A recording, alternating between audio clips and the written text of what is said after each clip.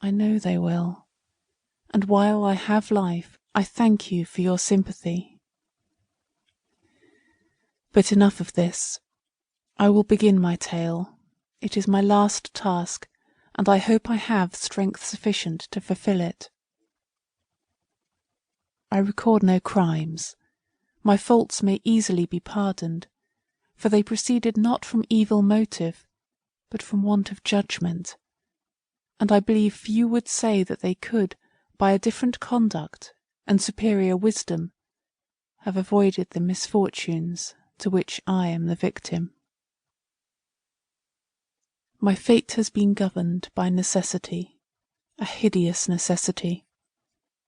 It required hands stronger than mine, stronger I do believe than any human force, to break the thick adamantine chain that has bound me, once breathing nothing but joy, ever possessed by a warm love and delight in goodness, to misery, only to be ended, and now about to be ended, in death.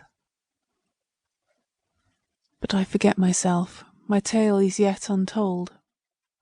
I will pause a few moments, wipe my dim eyes, and endeavour to lose the present obscure but heavy feeling of unhappiness in the more acute emotions of the past.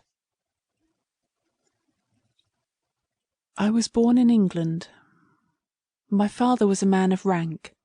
He had lost his father early, and was educated by a weak mother, with all the indulgence she thought due to a nobleman of wealth. He was sent to Eton, and afterwards to college, and allowed from childhood the free use of large sums of money, thus enjoying from his earliest youth the independence which a boy with these advantages always acquires at a public school. Under the influence of these circumstances, his passions found a deep soil, wherein they might strike their roots and flourish either as flowers or weeds, as was their nature.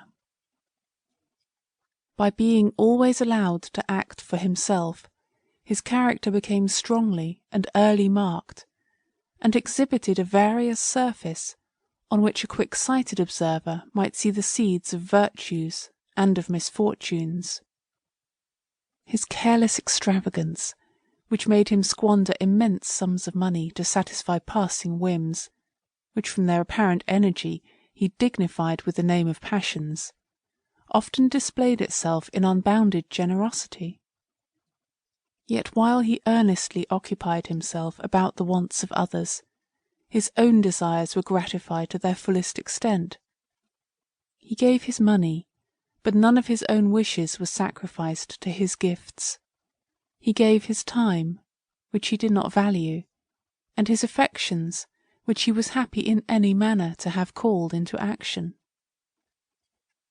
I do not say that if his own desires had been put in competition with those of others, that he would have displayed undue selfishness, but this trial was never made. He was nurtured in prosperity, and attended by all its advantages. Every one loved him, and wished to gratify him. He was ever employed in promoting the pleasures of his companions, but their pleasures were his, and if he bestowed more attention upon the feelings of others than is usual with schoolboys, it was because his social temper could never enjoy itself if every brow was not as free from care as his own. While at school, emulation, and his own natural abilities made him hold a conspicuous rank in the forms among his equals.